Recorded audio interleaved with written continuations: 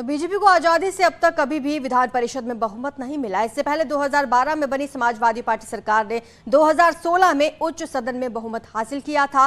तो आपको ग्राफिक्स के माध्यम से हम समझाएंगे कि किस तरह से विधान परिषद में किसकी कितनी सीटें रही हैं। मौजूदा सदस्य 35 हैं, निर्विरोध 9 चुने जा चुके हैं। तो बहुमत के लिए आपको बता दें कि 51 सीटें चाहिए। आपको बता दें मौजूदा वक्त में बीजेपी के पास सदन में 35 सदस्य मौजूद हैं। 9 सदस्यों को निर्विरोध चुना जाना तय है क्योंकि सामने कोई प्रत्याशी नहीं है। ऐसे में बीजेपी को बहुमत के लिए 7 सदस्यों की अब और जरूरत है और अगर बीजेपी को यह बहुमत मिलता है तो ऐसा पहली बार होगा आजादी के बाद कि विधान परिषद में बीजेपी को बहुमत हासिल होगा। तो तस्वीरें आपके सामने और ग्राफिक्स के माध्यम से हम आपको समझा रहे हैं। अब देखिए कि विधान परिषद में मौजूदा स्थिति क्या है। सदन में समाजवादी पार्टी के 17 सदस्य हैं, बीजेपी के 35 सदस्य हैं, तो वहीं बीएसपी के 4 और कांग्रेस का मात्र 1 सीट है। तो वहीं अदर्स के 11 सीटें विधान परिषद में इस वक्त मौजूद हैं। 37 सीटें खाली हैं जिन पर आज वोटिंग हो रही है। बीजेपी की 35 सीटें हैं, समाजवादी पार्टी की 17, बीएसपी की 4, कांग्रेस की सिर्फ 1 सीट विधान परिषद में है। इसलिए हमारे सहयोगी हमारे साथ जुड़े हैं। लखनऊ से अनामिका हमारे साथ मौजूद हैं, वाराणसी से उपेंद्र, मेरठ से उमेश, गोरखपुर से रामगोपाल और इटावा से दिनेश शाक्य हमारे साथ जुड़े हैं। सबसे पहले रामगोपाल के पास लौटेंगे, लेकिन लखनऊ से अनामिका हमारे साथ जुड़े हुए हैं, ज्यादा जानकारी देंगी। अनामिका, लखनऊ में कौन कौन से वीवीआईपी अब तक पहुंच चुके हैं वोट डालने के लिए? मौजूदगी नगर निगम पे ही है जहां पे तमाम जो मतदाता हैं वो पहुंचे हुए हैं। राजेश्वर सिंह जो कि लखनऊ के सरोजनी नगर इलाके से विधायक है, वो देखिए वोट डालने के लिए पहुंचे हुए हैं। लखनऊ की जो मेयर संयुक्ता भाटी है वो दिखाई दे रही होंगी आपको, जो वोट डालने के लिए पहुंची हुई हैं। बड़ी बात यह है कि अब 27 सीटों की जो लड़ाई है, इसके बाद अगर 7 सीटें बीजेपी साथ लेती है तो ऐसा पहला मौका होगा जब विधानसभा के साथ साथ विधान परिषद में भी बीजेपी बहुमत में होगी। क्योंकि 2017 के चुनाव के बाद भी अगर देखा जाए तो वैसे तो विधानसभा में अपर हाउस में बीजेपी को बहुमत हासिल था, लेकिन विधान परिषद में बीजेपी के सामने चुनौतियां पेश आती थी क्योंकि वहां पर समाजवादी पार्टी के पास बहुमत था। लेकिन अब चूंकि 27 सीटों पर वोटिंग हो रही है, 9 सीटें ऑलरेडी बीजेपी के खाते में जाने के लिए दिखाई दे रही हैं, तो 27 सीटों में से अगर 7 सीटें भी बीजेपी साथ लेती है तो विधान परिषद में भी बीजेपी ताकतवर हो जाएगी और बीजेपी बहुमत में आ जाएगी। और यही संदेश देने का प्रयास मुख्यमंत्री की ओर से भी है कि सभी मतदाता जो है वो आज के दिन घर से बाहर निकले, चाहे वो चेयरमैन हो, चाहे पार्षद हो, चाहे विधायक हो, चाहे वो इसके अलावा जिला पंचायत के सदस्य हो, क्षेत्र पंचायत के सदस्य हो, सभी अपने अपने जिलों में पहुंचे और वोट डालने के लिए मौजूद रहे। यही वजह है कि प्रदेश सरकार के तमाम मंत्री आज अपने अपने विधानसभा क्षेत्रों में पहुंचे हुए हैं वोट डालने के लिए और वहां पे वो वोट कास्ट कर रहे हैं ताकि एमएलसी के मामले में, एमएलसी चुनाव के मामले में भी बीजेपी झंडा बुलंद कर सके विधानसभा चुनाव के बाद। और यहाँ पर देखिए अभी जो तस्वीर नगर निगम की मैं दिखा दूँ आपको, सुबह से ही वीवीआईपीज यहाँ पर आ रहे हैं। हालांकि डिप्टी सीएम ब्रजेश पाठक को भी यहीं पर आना है कुछ देर के बाद वोट डालने के लिए, लेकिन वो कुछ देर के बाद आएंगे। अब फिलहाल यहाँ पे जो तमाम वीवीआईपीज है वो एक एक करके वोट डालने के लिए आ रहे हैं। और देखिए राजेश्वर सिंह पत्रकारों से बात कर रहे हैं, वो वोट डालने के लिए पहुंचे हुए हैं। ब्रजेश पाठक कुछ देर में आने वाले हैं। हालांकि इस बीच बता दूं मैं आपको महत्वपूर्ण जानकारी कि राजनाथ सिंह का भी वोट यहीं पर डाला जाता है, लेकिन राजनाथ सिंह लखनऊ में नहीं मौजूद हैं अपने बिजी शेड्यूल की वजह से।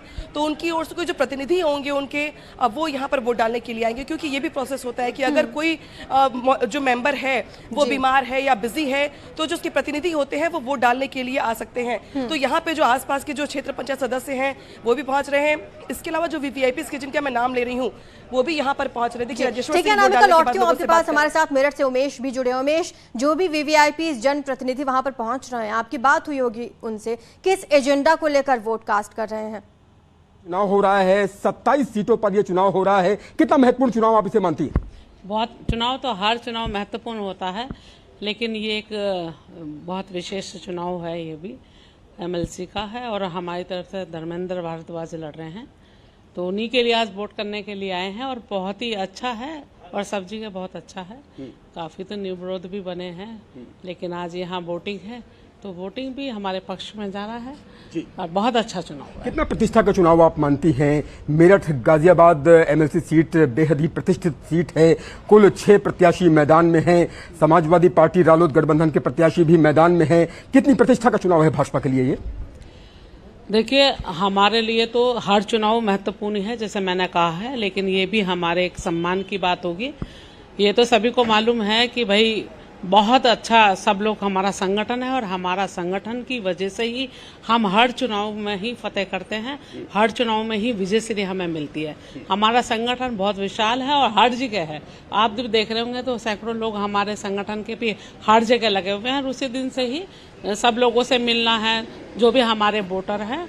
और हमारी सरकार, जो दोनों सरकार है, केंद्र सरकार और उत्तर प्रदेश की सरकारों ने इतना काम किया है कि आज सोचने की जरूरत ही नहीं है। किसी भी सरकार को आप उठा कर देख लीजिएगा, चाहे सपा हो, कांग्रेस केंद्र में हो, चाहे बसपा हो, कि कहने की बात है। और बहुत सारी चीज़ों का विषय में आपको मालूम है कि कितनी गुंडागर्दी थी यहाँ पर। बहन बेटियों का मुश्किल था यहाँ पर, यहाँ स्कूलों में जाना, खेत खलिहानों में जाना, बहुत दिक्कतें थी। आज विकास हो रहा है। कोई नहीं चाहता ऐसे लोग विधानसभा, विधान परिषद, लोकसभा, राज्यसभा में पहुंचे जो विकास के बिल्स पे अड़ंगा लगाएं। जनता जानती है ये पार्टियां, समाजवादी पार्टी, कांग्रेस पार्टी, ये अड़ंगा लगाती है, विकास होने नहीं देती है। इसलिए इन पार्टियों का कोई भविष्य नहीं है और इनके साथ कोई नहीं है। लेकिन अखिलेश यादव इस बीच गंभीर आरोप लगा रहे हैं, कह रहे हैं कि जो 9 निर्विरोध जीते हैं उसमें बीजेपी ने दल बल बाहुबल का प्रयोग किया है, बाकी जो 27 सीटें हैं वहां पर भी ये दिखाई दे रहा है उनको।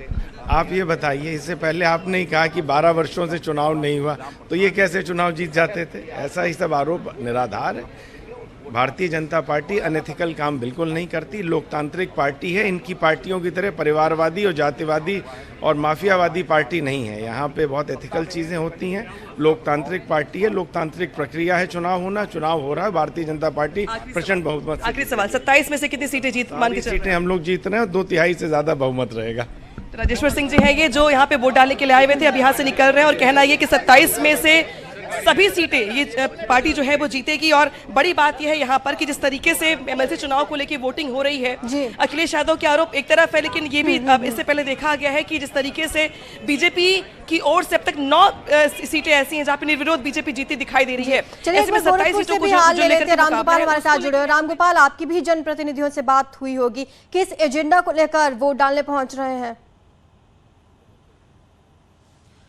क्योंकि अभी तक जितने भी जनप्रतिनिधि यहाँ पे वोट देने आए हैं सब भारतीय जनता पार्टी से ही जुड़े हैं, चाहे वो मुख्यमंत्री योगी आदित्यनाथ हो, सदर सांसद रवि किशन शुक्ला हो, राज्यसभा सांसद शिव प्रताप शुक्ला हो, या फिर ग्रामीण विधायक हो, मेयर हो, ये सभी लोग भारतीय जनता पार्टी के सदस्य हैं। तो इनकी विचारधारा तो वही है और ये बार बार यही कह रहे हैं कि अभी तक हमें भले ही विधानसभा में जनता ने पूर्ण बहुमत दिया था, लेकिन विधान परिषद में हमारे पास पूर्ण बहुमत नहीं था। इस बार हमको पूर्ण बहुमत विधान परिषद में भी मिल जाएगा। और खुद मुख्यमंत्री योगी आदित्यनाथ ने भी जब मीडिया कर्मियों से वो बात कर रहे थे, बिल्कुल रामगोपाल, हमने सुनाया भी अपने दर्शकों को कि मुख्यमंत्री ने क्या कुछ कहा वोट कास्ट करने के बाद। इटावा से दिनेश शाह के हमारे साथ जुड़े हैं। दिनेश, आप बताएं क्या अपडेट आपके पास है, कौन कौन से वीआईपी वहां पर पहुंचे?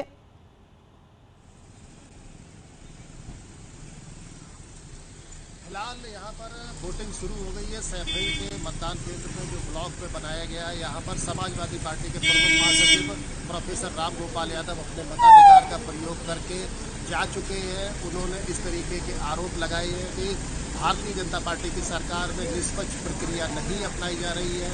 जिस तरीके से उम्मीदवारों के पर्चे फाड़े गए हैं, उनको कपड़े फाड़े गए, उनको नामांकन करने के लिए नहीं जाने दिया गया, इसको लेकर के उनका कहना है कि जो 27 सीटों पर आज मतदान हो रहा है। जी बिल्कुल, लगातार बीजेपी यही दावा कर रही है कि 27 सीटें बीजेपी जीतेगी। चलिए, वाराणसी से उपेंद्र भी हमारे साथ जुड़ चुके हैं। उपेंद्र, वहां पर किस तरह की चहल पहल देखने को मिल रही है?